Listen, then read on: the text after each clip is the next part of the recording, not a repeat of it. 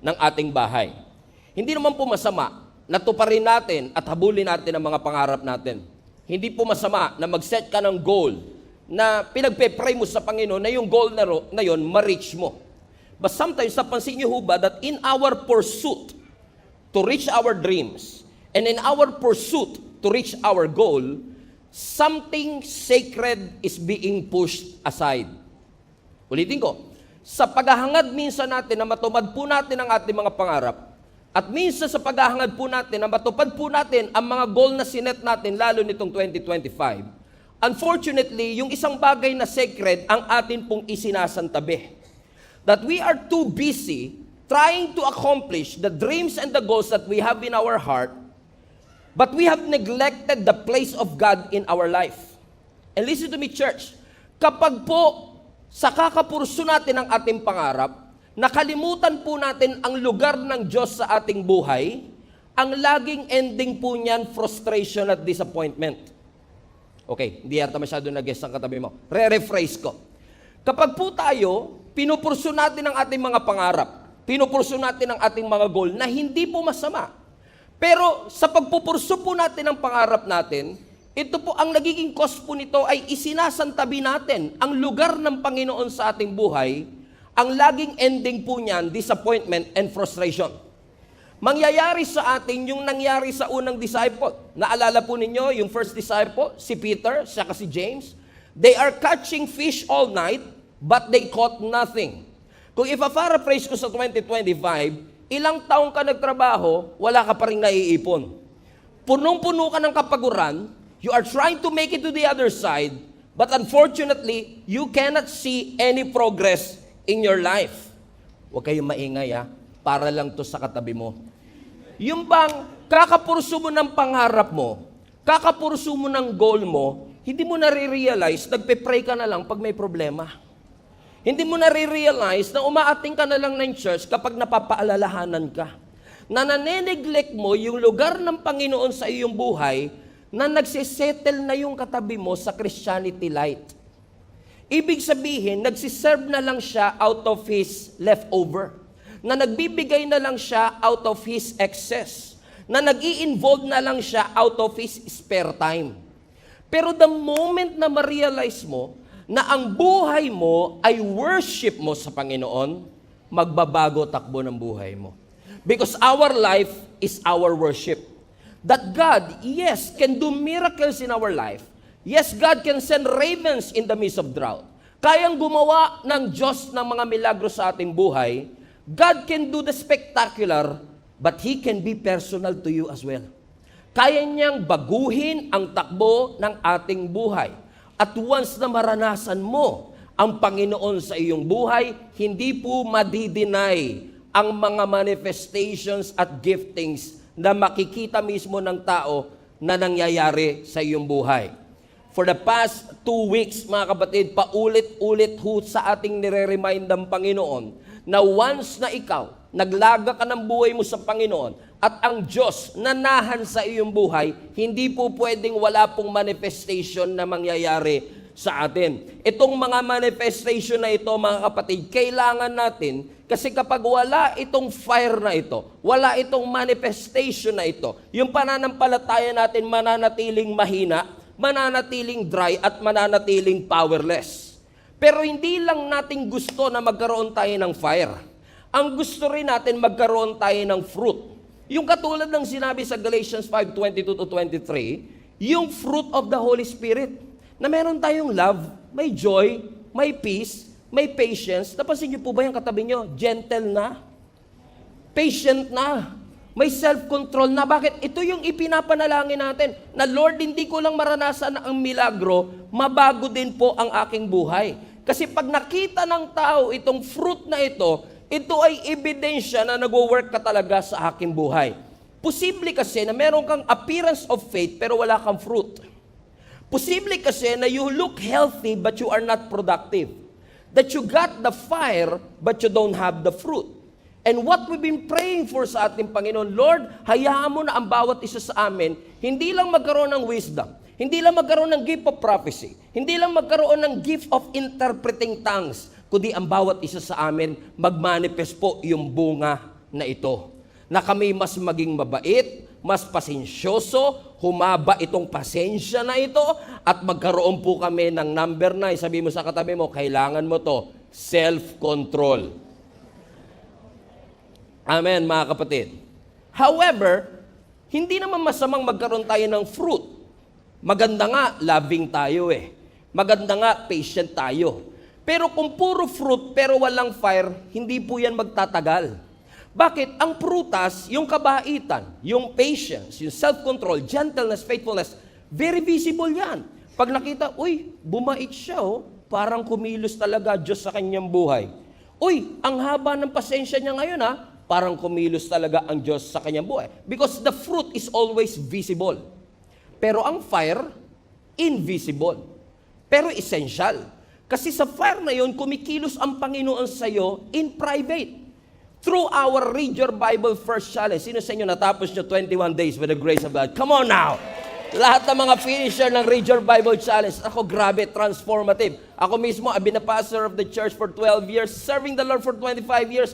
But that 21-day challenge of Read Your Bible, it transformed my life. Gawin na kaya natin 21 years.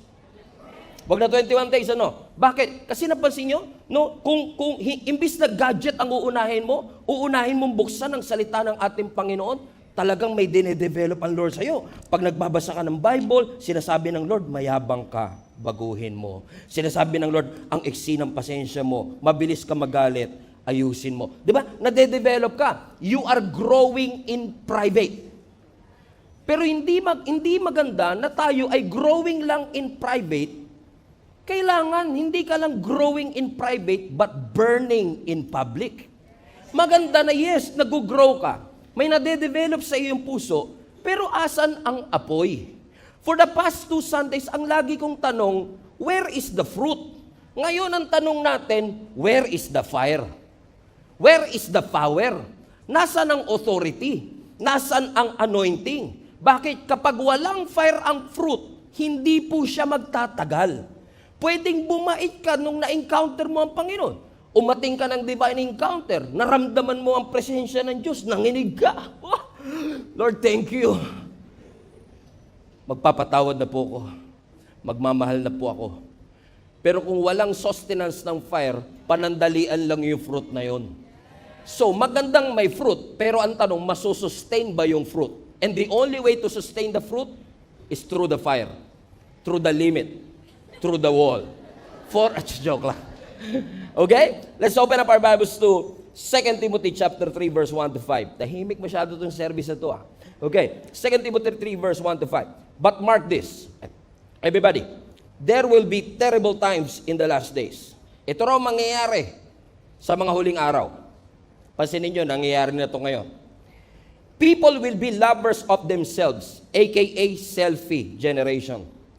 Lovers of money, boastful, proud, abusive, disobedient to their parents. Hello, ungrateful, unholy, without love, unforgiving, slanderous, without self-control, brutal, not lovers of the good, treacherous, rash, conceited, lovers of pleasure rather than lovers of God. So imbis na Diyos ang minamahal, sarili ang minamahal. Imbis na Diyos ang minamahal, pera ang minamahal. Verse 5, having a form of godliness. Highlight that part. May form ng godliness, but you are denying its power. Amen? They can see it on the outside. Mukhang nagbabago, pero they do not recognize the power that sustains that fruit. Napakahalaga mo mga kapatid na ma-recognize natin today, na bago po matapos ang series natin today, na kapag nilagyan natin ng exclamation point, ang 3-week series that we have today, ma-realize po natin, magandang may fruit, pero kailangan natin ng fire. Na talagang idadaan ka ng Lord sa apoy para mag-apoy ka. Na yes, magandang mabait tayo, magandang humble tayo, but where is the power? Asan ang boldness natin? Kasi pag puro fruit na walang fire, stagnant ang ating Christianity. Lahat magiging routine. Lahat magiging mechanical. Amen po ba mga kapatid? Bakit? Yung fruit, pansinin nyo, yung fruit of the Holy Spirit, character yan eh. May dinedevelop na character ang Panginoon sa iyo through the fruit. Pero, okay, let me rephrase. Yung fruit, ipinapakita nito yung character na ibibuild ng Lord sa'yo. Pero ang fire, ipinapakita nito ang kapangyarihan ng Diyos sa'yo. Okay? Pansinin po ninyo. Kapag nagkaroon ka ng gentleness, o faithfulness, o self-control, ibig sabihin lang yan, kumilos ang Diyos sa'yo. So, sa fruit, God works in you. Komprende? Okay, God works in you. Pero sa fire, hindi lang God works in you, God works through you. So, mabait ka, pero pag may power, yung mga nakapaligid sa iyo pwedeng ma-impluwensyahan. So, hindi na lang ikaw nakikinabang pagka-fruit. Sa fruit kasi usually tayo, no? Pero kapag ikaw ay may fire, aba, matindi to. Doon kasi sa fire, nakikita ng tao yung working ng Panginoon through you. It shows not just how good our God is, it shows how powerful our God is. Na yes, may love, may joy, may peace, pero may boldness ba to preach the gospel? May passion ba tayo kapag tayo nananalangin? Again, where is the power? Where is the anointing? Where is the authority? Where is the conviction? Because God is working and should be working not just in us, but through us. Amen? Pwedeng polite, pero powerless. Amen? Naging busy na kasi tayo minsan, yung pagiging Kristiyano natin, pabaitan na lang eh. Maganda namang maging Kristiyano, o nga lang, baka masobrahan ka din. Sa bait, masira. Yung bait, nakatingga sa katabi mo, sira ng bait eh. No, pwede kang polite, pero powerless. Pwede kang respectable, pero hindi radical. Pwede tayong maging gentle, lalo ngayon, fruit of the Holy Spirit, kailangan maging gentle. Pwedeng gentle ka nga. Talagang pag kinausap ka ngayon, kamusta ka sis? Napaka-gentle mo talaga no? Pwede kang gentle, pero wala kang hunger for God's Word. Wala kang hunger for the things of God. So, ibig sabihin, you have the credibility, pero walang boldness. Pwede kang kind, pero you are no longer burning. Diba? As sabi ng Galatians chapter 5, ang isa sa mga fruit ng Holy Spirit, maging patient. At talagang kitang-kita naman ang fruit sa'yo. Very patient ka. Na sa sobrang patient mo, sabi ng Lord, share the gospel. Lord, be patient. Sabi ng Lord, share the gospel. Lord, be patient. Take your, okay, Lord. Fruit of the Holy Spirit, remember, Lord? Diba? Pero iba ang patient sa passive. Hindi tayo tinuruan ng Lord maging passive. Pero ang fruit ng Holy Spirit, patience. Ang fruit ng Holy Spirit, self-control. Pero minsan, self-control nga, pero nasobrahan ka naman sa control. Pati sarili mo, pag naglilingkod, kinokontrol ko na po sarili ko, pastor. Hindi ganun ang tinuturo ng Panginoon sa atin. All of us as Christians should be ready, should be serving, should be mature, should be steady. Sino sa inyo, pakiramdam nyo, katabi nyo, ready lagi. Yung katabi nyo, naglilingkod sa ating Panginoon. Yung katabi ninyo, nagmamature. Yes, pero pwedeng walang fire. Amen? Nawala yung passion, nawala yung gana, at alam mong ikaw kinakausap ng Panginoon. Kasi for 30 years that you've been a Christian, amen, you've been a Christian for 30 years. You've been attending the church for 30 years. Pero you realize that everything is a routine. Everything is mechanical. You are attending the church but there's no excitement anymore. Alam mo na kung kailan tataas ang kamay mo, kailan bababa ang kamay mo, alam mo kung kailan tatayo, kung kailan uupo. Everything is scripted. Everything is mechanical. Na-excite ka na lang after pero hindi ka excited before. Come on now. Na yung dating commitment mo for 30 years that you've been serving the Lord, ngayon you are struggling to commit yourself to attend all Sundays of the month. You know it. There's something wrong. May fruit. Kita ang pagbabago sa ating buhay, pero walang fire sa ating buhay. Magandang may fire. Halimbawa, Sunday, kinanta natin, Yeshua, Lord. Talagang kumanta ka, naramdaman mo presensya ng Diyos. Tayo pa naman mga Kristyano, kilala tayo, nanginginig lagi tayo eh. Di ba? Pag worship, talagang nanginginig. But ang hirap na mapatabaan yung section na yun. Okay ba kayo dyan, guys? Part tayo dito, pamilya tayo. Di ba yung parang nanginginig ka talaga, Lord, talaga ramdam ko presensya mo. Tapos nakita ka ng kapatid mo, grabe kuya ko. Talagang naramdaman niya, kitang-kita talaga yung fire ng Panginoon sa kanyang buhay. Tama ba mga kapatid? Pero kung nanginig nga siya, pero pagdating ng bahay, sinisigawan niya naman yung buo niyang pamilya, may fire siya, wala siyang fruit. So hindi ka kapanipaniwala. Correct? Balik na rin natin. May fruit ka naman pero wala kang fire. No? Hindi. Okay. Nagbago ka nga, pero hindi ka na excited. So kapag ka puro ka fire, walang fruit, hindi ka kapanipaniwala. Pag puro ka naman fruit, walang fire, hindi ka na nagsasalita. Hindi mo na kinukwento testimony mo. You don't preach the gospel anymore. Why? Nagsettle ka na, baguhin ko na lang sarili ko. Pero tinawag ka ng Panginoon to preach the gospel. Mga kapatid, hindi ka lang anak ng Diyos, sundalo ka ng Diyos. At ang sundalo nakikipaglaban. Amen? We are meant to fight for it. Hindi tayo tinawag ng Panginoon. The church is never established to pamper the saved. We are called to reach the lost. Yan ang pagtawag ng Panginoon. And minsan, naalala nyo, yung katabi nyo, nung talagang bagong Kristyano siya, nung naramdaman niya talaga yung fire, talagang on fire talaga. Naramdaman mo naman talagang pero alam nyo mga kapatid, hindi lahat ng fire, kahit gaano kalakas ang fire, kung hindi mo isosustain, mamamatay. Amen ba mga kapatid? Naalala ko nung many years ago, no, nagpunta kami sa Zambales. Meron diyang Islam, tawag Putiput eh. Yung Putiput na yan, noong unang panahon, Virgin Island pa yan. Ibig sabihin, walang kuryente, walang masyadong sari-sari store.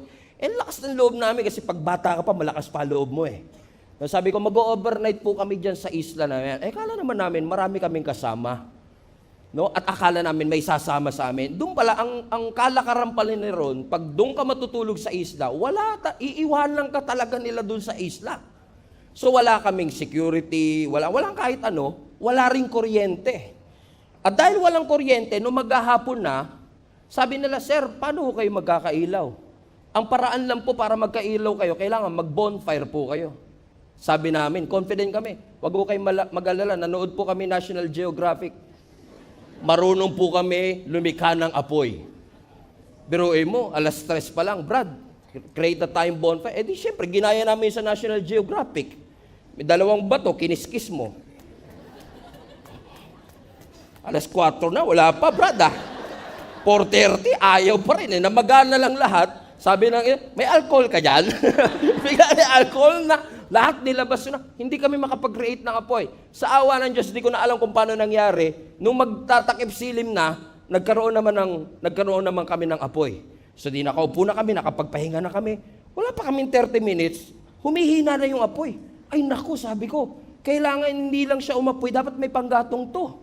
So maghiwa-hiwalay muna kayo. Di naghiwa-hiwalay kami, naghanap kami ng kahoy, naghanap kami ng mga basura, kasi kailangan mong gatungan yung apoy para manatili siyang nag-aapoy. Kasi kahit gano'n kalakas yung apoy, kung hindi ka maglalagay ng panggatong, mamamatay din siya. So ginawa namin, naghanap kami ng kahoy, nilagay namin siya. Naghanap kami ng ganito, nilagay namin. Kwentuhan na naman kami. Wala pang 30 minutes, naubos na naman. Muntik na namin maubos yung puno sa gubat. No, bakit? Kailangan kasi yung apoy, kahit gaano kalakas, sinusustain mo ng apoy. Kahit gaano ka on fire nung na-experience mo ang ating Panginoon, kung hindi mo gagatungan yung apoy na binigay ng Diyos sa iyo, kahit mabait ka, kung walang apoy, mabait ka lang na Christian pero walang power. Naunawaan niyo mga kapatid? So ano mga panggatong namin? Pag nakita mo, naku, nangihina na pananampalataya ko, attend ako ng Sunday service regularly. Yung growth track, tapusin ko nga itong growth track na to. Attend ako ng link up. Alam niyo kung bakit kailangan umattend ng link up? Kasi para mag-apoy ka, kailangan paligiran mo ang sarili mo ng mga on fire din na tao. Kasi kapag nakakita ka ng isang may apoy, nilagay mo rito, lalo kang magliliyab. Bakit? Surround yourself with people na on fire. Kung kasama mo, laging tubig, mamamatay talaga yung apoy na yan, kahit gano'n ka kaningas. It's very important for us to fan the flame. Ano ang instruction ni Apostle Paul sa 2 Timothy chapter 1 verse 6? Ano sabi ni Apostle Paul kay Timothy? Everybody read. For this reason, I remind you to fan into flame the gift of God which is in you. Come on now. Sino sa inyo naniniwala yung katabi nyo, gifted? Aba, ang dami naman talagang gifted. Ang dami naman po talagang talented. Pero let me tell you this, our talent cannot change the lives of people. It cannot. People will be inspired by your talent. People will be motivated with your gift. But anointing is the way for them to be transformed. Amen? Halimbawa. Amen? Now, modesty aside, every single Sunday, every single day in fact, we've been receiving hundreds of testimonies of how the Lord has used this ministry to impact the lives of so many people. Ano ang common denominator na lagi namin naririnig? Alam niyo, Pastor, may isa kaming narinig during the preaching.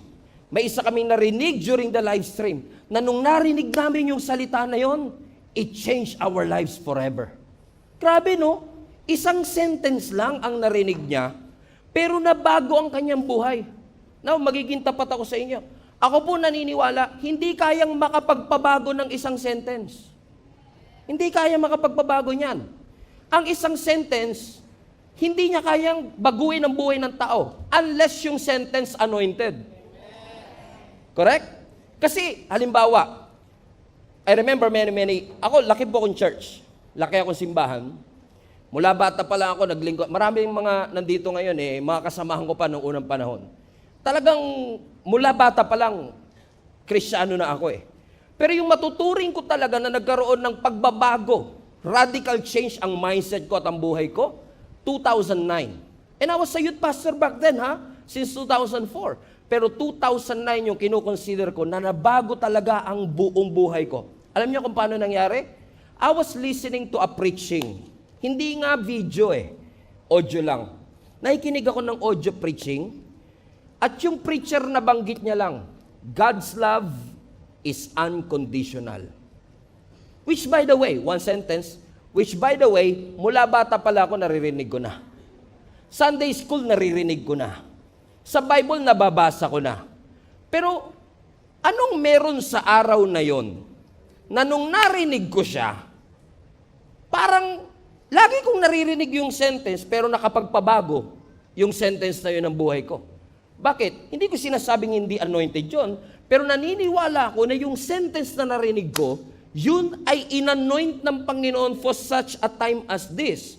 And because I heard that one sentence, my life has changed forever. The way I speak, the way I preach, the way I live, the way I talk, lahat na bago, just by one sentence na nakikita nyo rin sa jeep.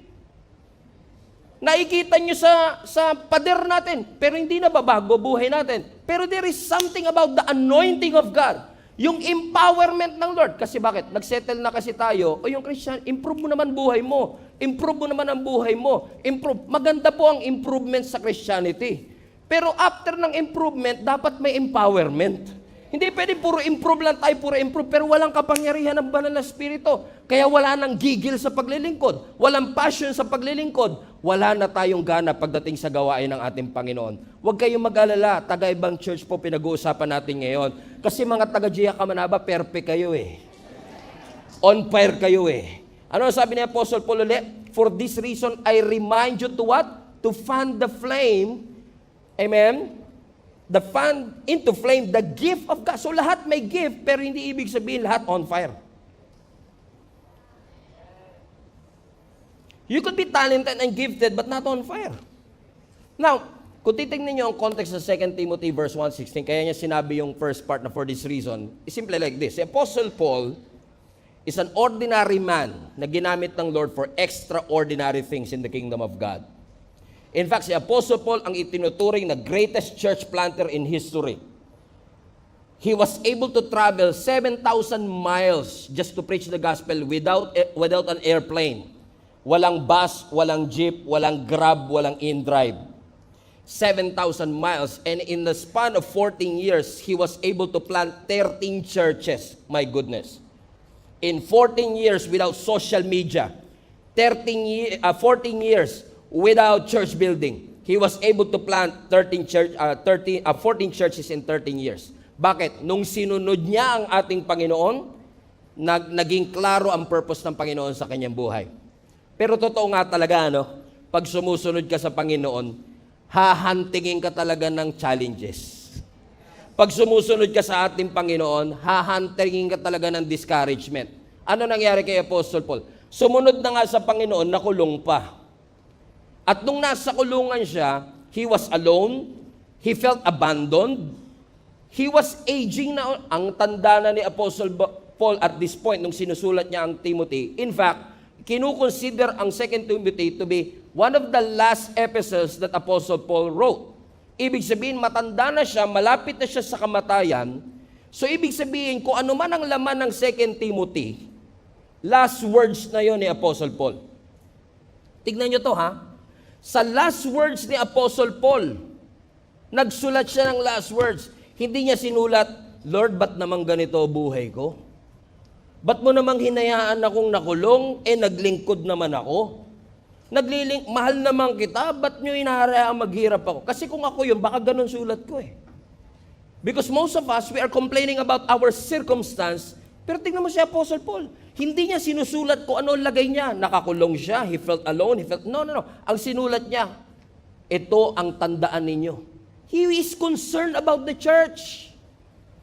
Concerned siya sa estado ng pananampalataya ng mga Kristiyano. Kaya sabi niya, for this reason, since alam kong mahirap ang pagiging Kristiyano, you will go through challenges and difficulty. Hey guys, I remind you to fan into flame. Ano ibig sabihin? Paypayan nyo yung apoy para lalong mag-alab. Kasi gifted ka, pero yung fire na meron, mamamatay yan pagka dumaan ka sa challenges. Kasi yung focus mo, mapofocus na saan? Problema. Challenges. May stress ka. At kapag na-stress ka, doon ka na nakafocus sa kinaka-stressan mo. Lalo pag pera. Alam nyo naman ang pera, ibang klase makapagpa-stress yan. Amen? Power? Okay? Di ba? Alam ni Apostle Paul, kaya sabi ni Apostle Paul, I remind you to fan into flame. Ibig sabihin, huwag nyo lang antayin, kailan kaya mag-aapoy. Maging aggressive ka. You are a force. You should fight for your fire. Ipaglaban mo yung apoy na nilagay ng Panginoon sa iyo. Yes, magandang mabait tayo, but we are not just called to behave. We are called to advance the kingdom of God. Sundalo tayo Armed forces of the Lord. Hallelujah. Inarmahan. Puwersa ng ating Panginoon. Tayong lahat ganun. Pansinin nyo, sa fruit, pag meron ka nung fruit of the Holy Spirit, lumalago ka? Yes. Nagmamature ka? Yes. Pero sa fire ang nag-grow mission. Sa fire ang nagbe-benefit yung kaharian ng Panginoon. Bakit? We keep on advancing the kingdom of God. Katulad ng ating Panginoong Yesus, mabait si Jesus, humble si Jesus. Amen. May pagpapakumbaba ang ating Panginoong Yesus. Pero kung kinakailangan na ibaliktad yung lamesa dun sa mga nagtitinda sa harapan ng templo, gagawin niya yan. Kasi on fire siya sa kanyang misyon. Alam niya ang hindi at yung dapat gawin. Kung kinakailangan i-convict niya ang mga Pharisees at sabihin niyang, you brood of vipers, you hypocrites. Come on. Kung mabait ako, hindi ko kaya sabihin yung ganun Hindi, si Jesus Christ, mabait din, pero kaya niyang sabihin, you brood of vipers, you hypocrite. Why? Passionate siya And the greatest demonstration of God's power is when Jesus Christ rose again from the grave. Then when Jesus rose again from that grave, it is a showcase of God's power. Why? Kapag on fire ka, unstoppable ka.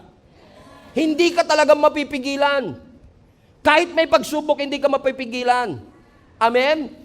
Bakit? Kasi seryoso ka sa pinapagawa ng Panginoon. Hallelujah. Okay. Ang apoy, pag tinanggal mo sa kandila, delikado. Sige po. 5 minutes. Okay. May hindi pa makaguess. Okay. Yung apoy, pag tinanggal mo sa kandila, delikado. Kaya nga yung apoy, may lugar yan fireplace. Di ba? Di tayo makarelate dito kasi sanay kami sa init dito, pastor Ayaw na namin ng mga fireplace niya. Pero di ba sa ibang bansa may tinatawag na fireplace? Kasi yung apoy, pag wala sa lugar, nakakasunog. Amen? So, yung apoy, pag tinanggal mo sa kandila, ano mangyayari? Delikado. Pero pag yung kandila walang apoy, walang silbi. Ano ibig sabihin mga kapatid? Magandang may fire, pero ilulugar mo rin eh. But at the same time, pwedeng may gift ka, pwedeng may talent ka, pero wala kang fire. No wonder you're burnt out, stressed out. Wala kang gana sa paglilingkod mo sa ating Panginoon. Again, taga-ibang church po ito, hindi po kayo ito. Okay? Bakit? Kasi nandun yung gift, pero walang drive. Walang gana. Parang lagi kang hinahatak sa bitayan pag pupunta sa simbahan. Yung iba yon. Amen? Bakit? Pastor, mas priority ko ngayon ang pamilya ko. May dumadaan kami sa pagsubok. And all of this, masasabi ko, kung ako lang tatanungin nyo, valid naman eh. Kasi mahirap naman talagang sumamba sa Panginoon pag wala ka ng pamasahe pa uwi. Mahirap talaga yun. Naranasan ko yan eh. Mahirap siya. Pero, where will you put your focus on? Sa problema o sa solusyon? O suggestion ko kay Lord kayo tumingin. Kasi, kapag on fire ka sa Panginoon, itetest si Satan gagawa ng paraan para hipa niyan. Para diligan yan. Patayin yung apoy na yan. As soon as possible. Kasi alam ni Satan, pag on fire ka, unstoppable ka. So gagawin ni Satan na lahat para mamatay yung apoy. Unfortunately, marami sa atin patay na yung apoy. Naalala niyo si Moises, mga kapatid? Tahimik ka. Amen? Naalala niyo po si Moises, nung tinawag siya ng Panginoon through burning bush, literal na apoy ito. Ang sabi ng scripture, habang naglalakad si Moses doon sa wilderness ng Midian, namangha siya. Sabi niya, grabe to halaman umaapoy, pero hindi nasusunog. Hindi nun eh. Kasi yung halaman, umaapoy, hindi nasusunog. Milagro. Amen? Okay, hindi milagro na umaapoy yung halaman. Kaya ko rin yun eh. Gusto mo buong gubat pa eh. Sila ba natin ang apoy yun eh. Hindi milagro yun. Tama, ang milagro, hindi yung umaapoy yung halaman. Ano yung milagro? Ang milagro, umaapoy siya, pero hindi siya nasusunog. Amen? Yun yung milagro. At naniniwala ako, mga kapatid, importante to. Kasi sa lahat ng yung mga kinakasal ko, hindi nawawala to sa sa sinasabi ko during the homily, sana sabihin ko during dun sa, parang iba yata yun Hindi siya nawawala sa message ko pag nagkakasal ako, sa akin ko sinasabi ganito. Pansinin ninyo mga kapatid, pag ang magkasintahan, o ang mag-asawa, ilang buwan pa lang kasal, sweet na sweet. Walang nagtataka. Ba't ang sweet nyo? Walang nagtataka nun. Pagkabagong kasal kayo, nasa honeymoon stage, naiinis ka pa, ang sweet nyo naman. Bakit kayo na sweet? Hindi ka nagtataka. Normal yun eh. Normal sa nag-honeymoon ang sweet. Ang nakakapagtaka ganito, 35 years ng kasal, sweet pa rin. Yun yung parang namamangha ka, tinitignan mo. Grabe dumaan na sa pagsubok, sweet pa rin. Dumaan sa apoy, pero hindi nasunog. Yun yung kaya nung nakita ni Moses, teka lang, umaapoy, pero hindi nasusunog. Dumaan sa financial difficulty, nagsimba pa rin. Pinag-usapan na ng lahat, ginawa na ng kwento, nakangiti pa din. On fire pa rin siya. His back is against the wall. On fire pa rin siya. Grabe, alam ko kwento nito eh. Pero tingnan mo, antindi ng pinagdaanan sa buhay. On fire pa rin siya. Andun pa rin yung pangarap niya.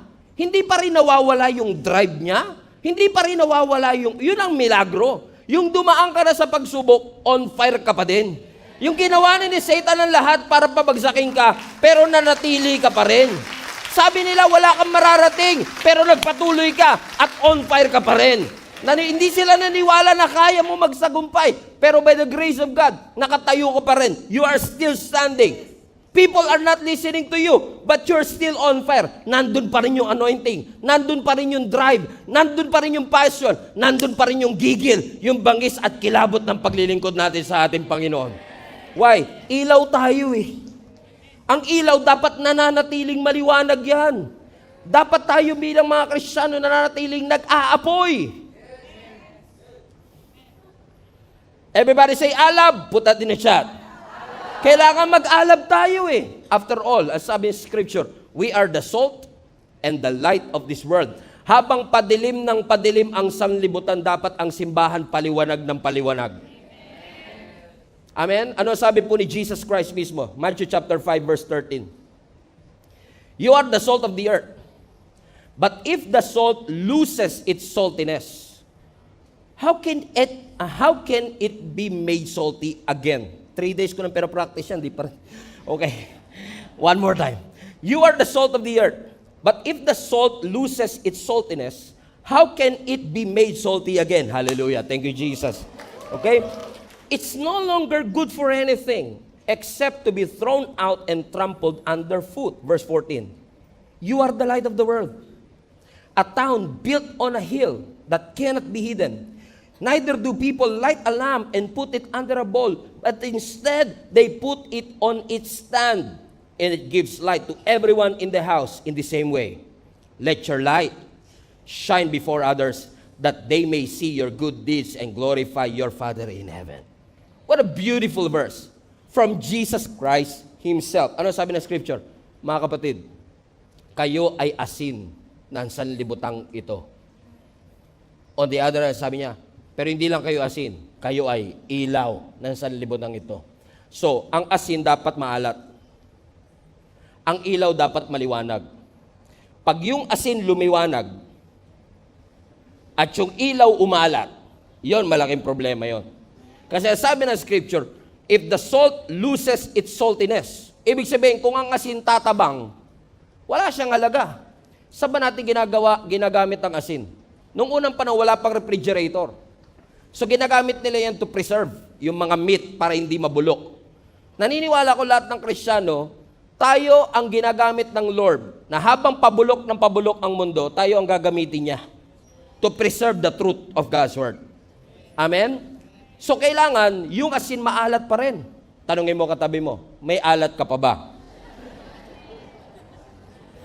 Pastor, sa lahat ng pinagdaanan ko today, maasim na po. Asim na po. Asim kilig. Amen? But at the same time, sabi ng Scripture, you are the salt, but you are also what? The light of the world. Bakit? Ang lampara dapat maliwanag. So, ganun din yung same illustration. Yung lampara, pag wala siyang apoy, wala siyang halaga. Amen? So, dapat ang lampara, ang ilaw, nagliliwanag. At tignan nyo ang ilaw, pag papatay-patay, masakit sa mata. Kaya pag may kasama ka, taga-ibang church to, hindi kayo ito yung, uy, natutuwa naman ako, kasama kita today. Next week, wala siya today.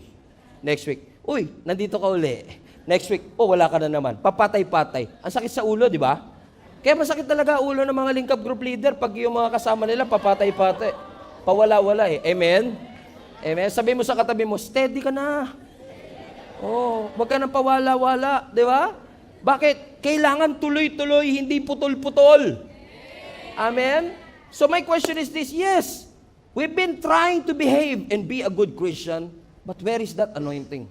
As I was saying kanina, napakahalaga that when God uses us to be the salt and light of the world, ipipreach natin ang gospel of Jesus Christ. Pero kailangan may anointing yun from the Lord.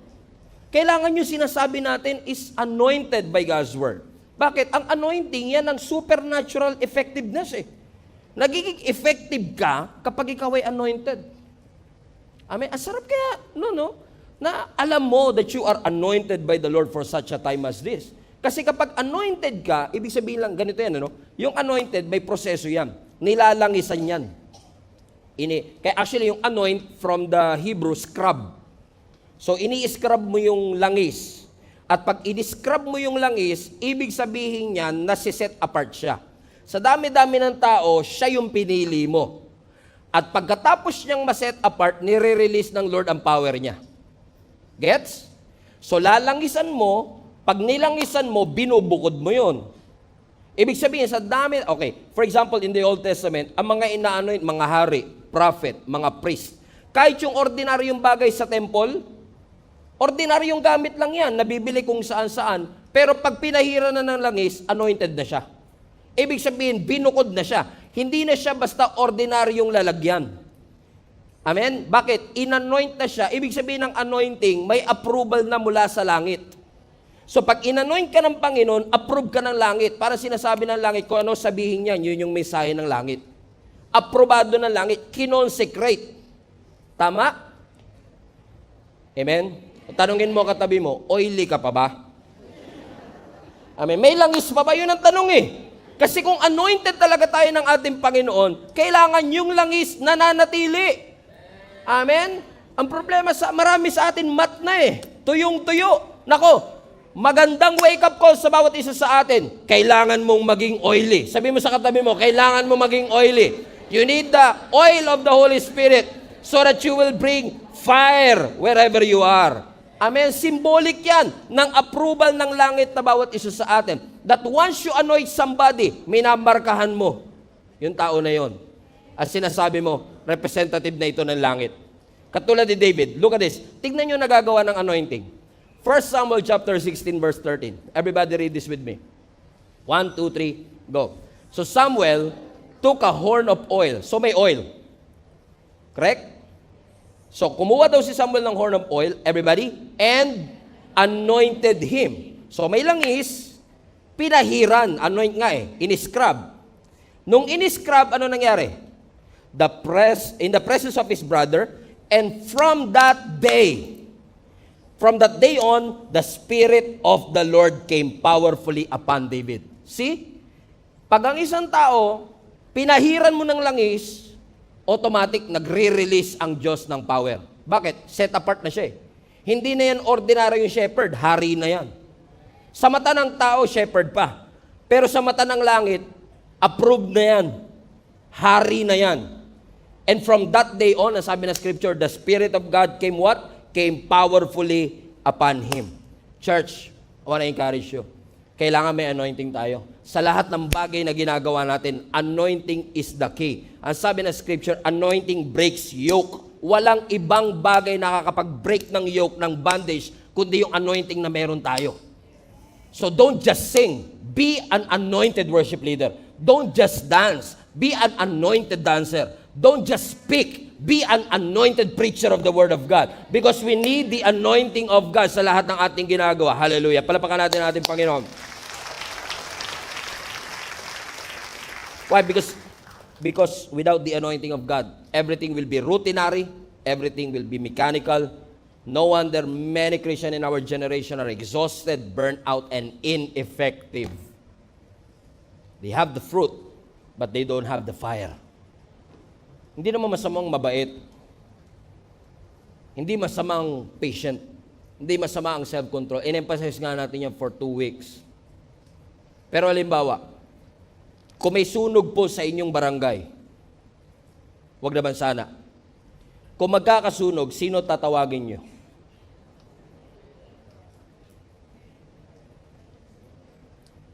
Tubero? Sino po tatawagin ninyo kapag may sunog? Bumbero. Now, kapag dumating yung bumbero, nasusunog na yung buong community, hindi pa sunog bahay mo, pero malapit na. Naranasan ko yan eh. Yung malapit na yung sunog sa bahay namin, magpapanik ka talaga eh. Pag nakakita ka ng bumbero, Sir, patulong naman. Palagyan naman po ng tubig yung ano. Eh kung may lumapit sa yung bumbero, sabi niya, huwag kang mag-alala, sir. Be patient. Maging pasensyoso po kayo. Mabuti ang Diyos. Andito po ako, gagabayan ko kayo, hindi ko kayo iiwan kahit ano mangyari. Sir, nasunog na yung kapitbahay, kami na po yung susunod. Huwag ka mag-alala, anak. Napakabuti ng Panginoon. Eh kahit bihis na bihis pa yan, kahit mabait pa yan, kung walang tubig yan, walang silbi. Correct? Bakit? Ano pumapatay? Tubig ang pumapatay sa apoy. And he was there in the first place para patayin yung apoy. Eh, pumunta nga, mabait naman eh. Ano masasabi? Mabait eh. Di ba? Hindi natin kailangan ng mabait na bumbero sa ganung sitwasyon. Ang kailangan natin bumberong may tubig. Come on now. So, as a Christian, pag may demonic forces na, may nasasaniban, tinawag ka. Mabait ako eh. Ayokong pagtaasan ng boses sa mga demonyo eh. Mahirap, di ba? Hindi, walang mabubuhay. Ang kailangan ano? Kawan ng Diyos. Ang kailangan dyan, soldier ng Panginoon, yung kayang makipaglabanan. Bakit? Meron siyang kapangyarihan. Amen. Marked by the Lord to do the things that God wants them to do. Kaya sabi ni Apostle Paul, fan into flame. Paypayan mo yung apoy para lalo siyang magningas. Kasi pag nawala yung apoy na yan, sayang ang lahat ng bagay. Make sure that your fire, yung passion, yung dedication mo sa Panginoon, nandun pa rin. That every time you serve, nandun ang excitement. Kahit na 10 taon mo na ginagawa, nandun ang excitement. And I say this with all humility, for 25 years that God has used me to serve this ministry, to serve this church, every single time that I came here, hindi lang pag Sunday, every time I go to the office, nandun lagi yung excitement. Because I know that God is going to open new doors of opportunity. Laging nandun yung fire, laging nandun yung excitement, laging nandun yung pagmamahal natin sa Panginoon at yun ang nag-enable sa atin para lalo mag-alab para sa kanyang kaluwalhatian. Amen? I don't know who is this for. Let's land this plane. Na kahit pa bumagsak ka, kahit pa nagkasala ka, gusto ng Diyos ibalik yung fire sa puso mo. Hindi porket bumagsak ka, natapos na rin ang purpose ng Diyos sa'yo. Si David, on fire, anointed. Amen? Pero nagkamali. He committed an adultery kay Bathsheba habang nagtitake a bath.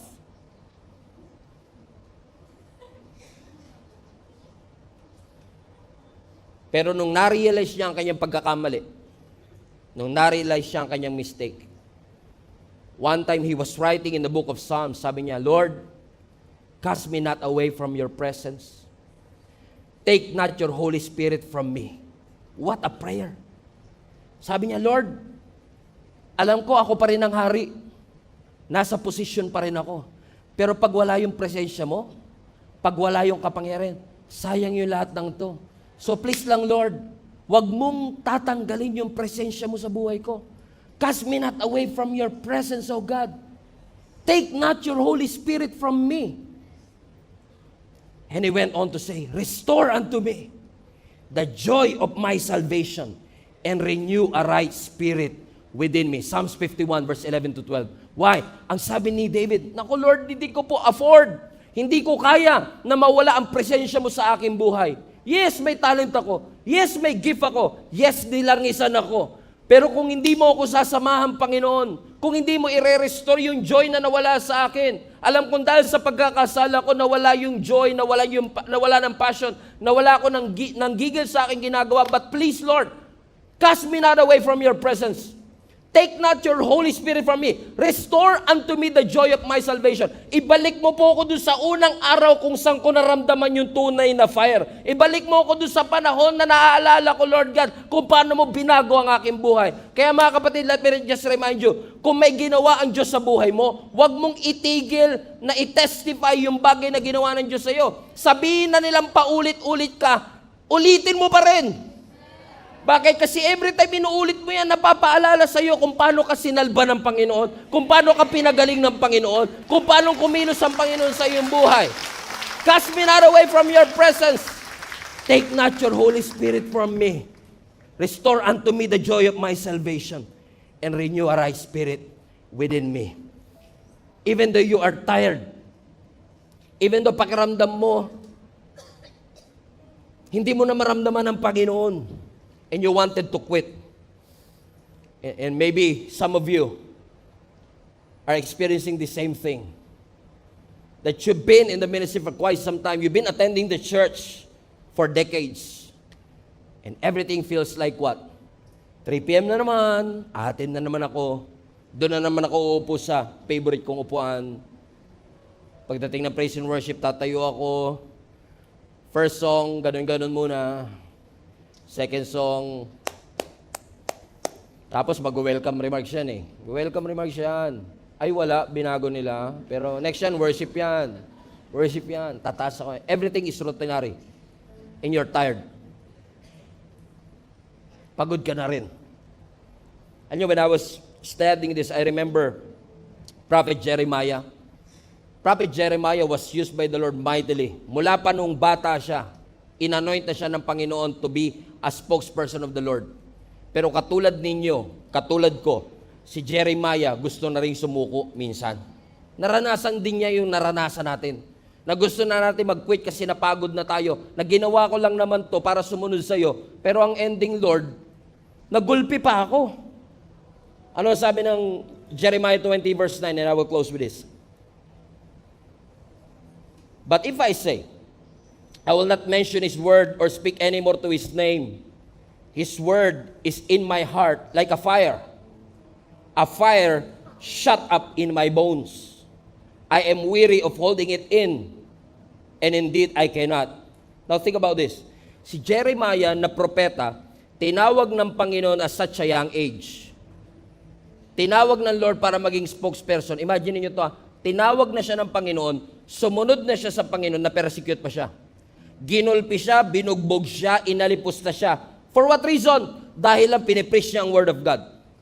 At dahil sawang-sawa na rin siya. Grabe, sinunod ko na nga ang Panginoon, naghihirap pa rin ako. Sinunod ko na ang Panginoon, nagulpi pa. He reached his breaking point. Grabe, Prophet Jeremiah, think about this, reached his breaking point. And he said to the Lord, Lord, pagod na po ako. I want to quit. Amen? Look at that verse again. That's what it meant nung first statement. Tignan nyo, sabi niya, Lord, ayoko nang i-mention ng salita mo. Ayoko nang magsalitang muli ng...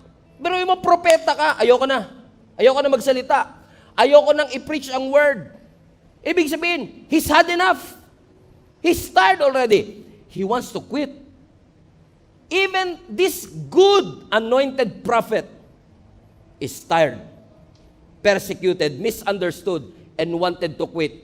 To the point na spokesperson ka, pero sabi mo, tatahimik na ako. Spokesperson ng Panginoon, pero hindi na ako magsasalita. Hindi ko na ipoproklama ang salita at pangalan ng ating Panginoon. Pero watch this.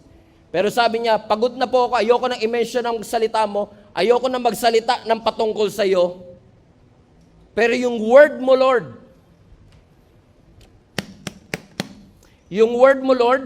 na nasa puso ko, parang apoy.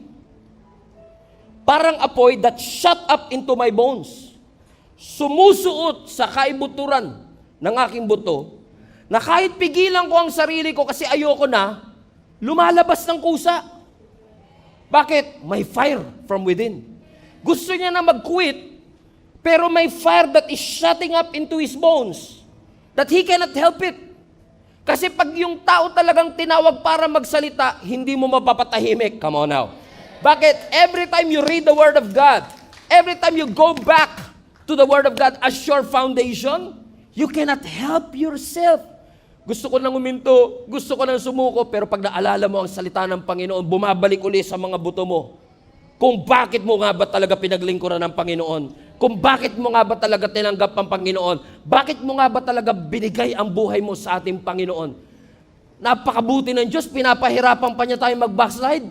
Napakabuti ng ating Panginoon, pinapahirapan niya pa tayong sumuko.